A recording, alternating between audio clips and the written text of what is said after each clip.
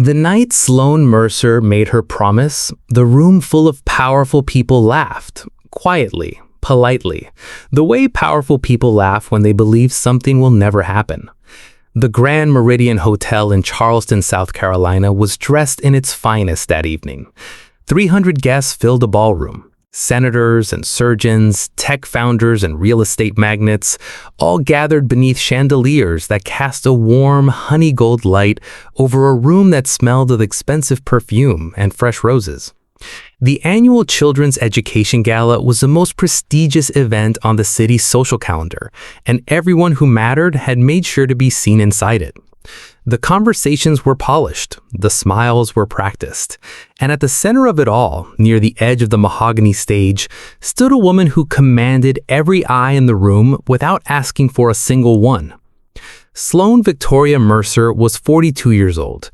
She was the founder and CEO of Mercer Elevate Group, one of the most respected financial consulting firms on the entire Eastern Seaboard. She was poised and precise and quietly formidable, the kind of woman who walked into a room and immediately raised its standards simply by being present. She had built her company from the ground up after losing her husband, Daniel, in a sudden highway accident 4 years ago, a loss she had carried with extraordinary grace in public and extraordinary weight in private. The men in that ballroom had spent months engineering reasons to be near her. The women admired her in the complicated way that people admire those who have survived things they are not sure they themselves could survive. But Sloane had not come to the gala that evening to be admired. She had come because she believed in the cause, educational funding for underserved children, and because her 6-year-old son Ezra had been a student in the very school district this gala supported. When she was introduced as the honorary chairwoman and stepped to the microphone, the room expected a polished speech about budget allocations and community investment. Instead, Sloane looked out at the assembled crowd, at the men who had been pursuing her, at the advisors who had been pressuring her for years to remarry for the sake of stability and appearances, and she said something that made 300 people go completely still. She said she had made a decision. She said she was finished allowing the world's timeline to dictate the shape of her family. She had one measure and one measure only for any man who would ever be allowed to enter her son's life. She would only consider marrying the man her son walked toward, the one her silent boy decided to trust. The laughter that moved through the room was soft and restrained, the way laughter sounds when it is covering discomfort, because everyone in that ballroom understood the unspoken truth beneath her words. Ezra Mercer had not spoken a full sentence to another human being in nearly 2 years. Not to doctors, not to therapists, not even to Sloane, who lay awake some nights listening to the silence of his room down the hall and aching in a way she had no language for. Sloane's promise, as bold and beautiful as it sounded, was the safest wall she could possibly build around herself and her son. And standing behind that wall was a silence that no one in that room believed would ever break. At the very back of the ballroom, standing near the side entrance where the catering staff moved quietly in and out, was a man holding a small white plate of untouched appetizers and wearing a charcoal suit that was just slightly too short in the sleeves. His name was Caleb James Archer, 39 years old, single father of an 8-year-old daughter named Aubrey. He drove a school bus for the Charleston County School District, Route 11, Monday through Friday, beginning before sunrise and ending in the long golden light of the afternoon. He had been invited to the gala because his district supervisor had nominated him for a community service recognition, a brief mention near the end of the program, a certificate, a handshake, and a moment that would not be photographed. He had borrowed the suit from his older brother. He had parked 4 blocks away because the valet line made him deeply uncomfortable. He was thinking, as Sloane spoke from the stage, that he would collect his certificate and be home before Aubrey finished her homework. He had no idea that the most consequential moment of his entire life was already standing somewhere in that building, waiting for him. Caleb had been driving Route 11 for just over 2 years, and for the past 20 months, one of his regular passengers had been a small boy with dark, watchful eyes, who sat in the 4th seat on the left side of the bus every single morning without variation. Ezra Mercer. the boy who did not speak, who did not wave, who did not respond to good mornings or gentle questions, or the careful, hopeful energy that Caleb spread across the bus each day like a man scattering seed and praying quietly for rain. The other children had long since learned to simply exist alongside Ezra's silence, the way children sometimes understand one another's pain in ways adults cannot articulate. Caleb had watched Ezra for weeks before he changed anything about his approach. He was not a therapist. He held no degree in childhood psychology. What he possessed was something older and quieter than formal training. He had grown up without his own father, raised by a mother who worked 2 jobs, and he remembered with precision the particular agony of being a grieving child surrounded by adults who wanted desperately to fix what they could not understand. He remembered how their urgency had felt like pressure, and their kindness had sometimes felt like suffocation. So he made a deliberate choice with Ezra. He stopped trying to reach him. He stopped offering good mornings that hung in the air waiting for a response that never came. He simply drove the route and allowed the boy to exist, completely and without condition, exactly as he was. But he paid attention, in the way that only truly patient people learn to pay attention. Quietly, without agenda, without expectation of return.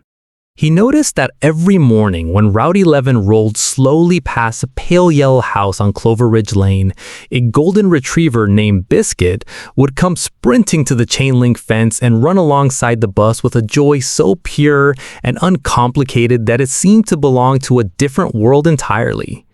Tail spinning like a propeller, ears lifted, paws barely skimming the ground. Caleb had learned the dog's name from Mrs. Patricia Holt, the elderly woman who owned the house and sometimes stood on her porch in a housecoat, waving at the bus with the cheerful dedication of someone who had nowhere more important to be. And one morning in early November, on a day when the sky was the pale gray of old pewter and the trees along Clover Ridge had gone completely bare, Caleb noticed something that made him grip the steering wheel a little differently. Ezra was watching the dog. Not staring through the window into empty distance, the way he usually did.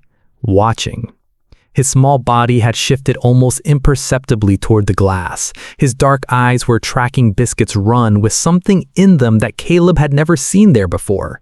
Something that lived just on the edge of wonder. Caleb said nothing. He did not turn around, he did not point it out or narrate it or make it into a moment that would have collapsed under the weight of adult attention. He simply, the next morning, allowed the bus to slow down a few seconds longer at that spot on Clover Ridge Lane. Not enough to disrupt the schedule, not enough for anyone else to notice, just enough for Biscuit to complete the full length of the fence, just enough for Ezra to watch every single stride. He did this every morning after that, without comment, without expectation, without ever once turning around to see what effect it had. This was the kind of man Caleb Games Archer was. Months moved through this quiet rhythm like water finding its level. And in the way that genuine healing always moves, not in dramatic revelations, but in changes so gradual they're almost invisible, something began to shift inside Ezra Mercer. He still did not speak. He still sat in the 4th seat every morning with his hands folded in his lap, but there was a quality to his stillness that had changed. It was no longer the stillness of absence. It was the stillness of someone who had decided, somewhere below the level of words, that they were safe. Sloane had begun to notice things at home that she could not explain. Ezra had started drawing again, something he had abandoned entirely after Daniel died. She would find the drawings on the kitchen table in the mornings, done in his careful, deliberate hand. A yellow school bus, a dog running alongside a fence, a tall man with broad shoulders sitting behind a large steering wheel. She had brought the drawings to Dr. Lauren Chase, Ezra's therapist, who studied them for a long time before telling Sloane that Ezra appeared to be forming a significant, safe attachment to someone in his daily environment. Someone consistent, someone who was not asking anything from him. Sloane had looked at the drawings again that night after Ezra was asleep, and something in her chest had moved in a way she could not name. The night of the gala, Ezra had been brought by Sloane's younger sister Avery, who was keeping him company in a small, quiet sitting room just off the main ballroom corridor. Ezra was supposed to remain there the entire evening. He was supposed to stay where things were controlled and familiar and known. But Avery had stepped away for just a few minutes, and Ezra, in the unhurried and purposeful way of children who know exactly what they are doing, even when no adult has given them permission to do it, slipped through the door and into the ballroom. No one noticed a small, dark-haired boy moving slowly and deliberately along the edge of the room. The adults were too absorbed in their own performances, their conversations and calculations, and careful social positioning to register a child moving quietly among them. Ezra drifted through the crowd like a small boat navigating a busy harbor, unhurried, unafraid, his dark eyes scanning the room with a focus that belonged to someone who was looking for something specific. Past the senators, past the surgeons, past the men in expensive suits who had spent months trying to matter to his mother. His gaze moved through all of them without pausing. And then it stopped. Caleb had just set his plate down on a side table and was checking a text from Aubrey. She had finished her homework and wanted to know if she could watch a movie. When he felt it, the particular sensation, unmistakable once you have experienced it, of being seen by someone who truly means it. He looked up from his phone. Across the length of the ballroom, through the glittering crowd, a small, dark-haired boy was looking directly at him. Caleb recognized him in the same instant that his heart did something complicated in his chest. Fourth seat, left side, Clover Ridge Lane. For a long suspended moment, neither of them moved. The noise and light of the room continued around them, completely indifferent. Then Ezra began to walk, slowly, with the calm certainty of a child who has already made up his mind. Through the crowd, around the tables. Past every important person in that room, his face entirely peaceful, his direction entirely fixed. He walked until he was standing directly in front of Caleb James Archer, and he looked up at the man who had never once asked him to be anything other than exactly what he was. Then Ezra reached up and took his hand. The stillness that followed spread outward from that spot like a stone dropped into still water. The people nearest to them noticed first, and then the circle of silence widened until half the room had turned to look.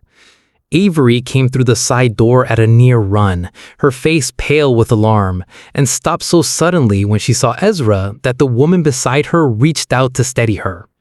Someone near the stage touched Sloane's arm and said her son's name. Sloane turned, and when she saw Ezra, her silent, unreachable, heartbreakingly quiet boy, standing in the center of that glittering room holding the hand of a man she had never met, something cracked open inside her chest with a force that 3 years of careful composure could not contain. Then Ezra spoke. His voice was soft and unhurried, the voice of someone returning from a very long journey, carrying something carefully so as not to spill it. He said that this was his friend, the one who slowed down for the dog. The room did not erupt. It did not cheer or applaud or fill with noise. It simply remained completely, reverently silent. The kind of silence that only descends when something real and irreducible has just occurred in front of people who spend most of their lives surrounded by things that are neither. And in that silence, Sloane Victoria Mercer walked across the ballroom floor, past every senator, past every surgeon, past every man who had believed that success was the same thing as worth. And she knelt down on the polished floor in front of her son. She did not speak for a long moment. She simply looked at his face, at the light that had come back into his dark eyes, at the absolute certainty in the small hand that was holding on to the stranger's. And she understood, without needing anyone to explain it, exactly what had happened and exactly how it had happened, and exactly why no one in that room with all their wealth and influence had been able to do it. Ezra had not chosen the most powerful man in the room. He had chosen the safest one, the one who had learned that sometimes the most profound thing you can offer another person is simply your presence without your agenda.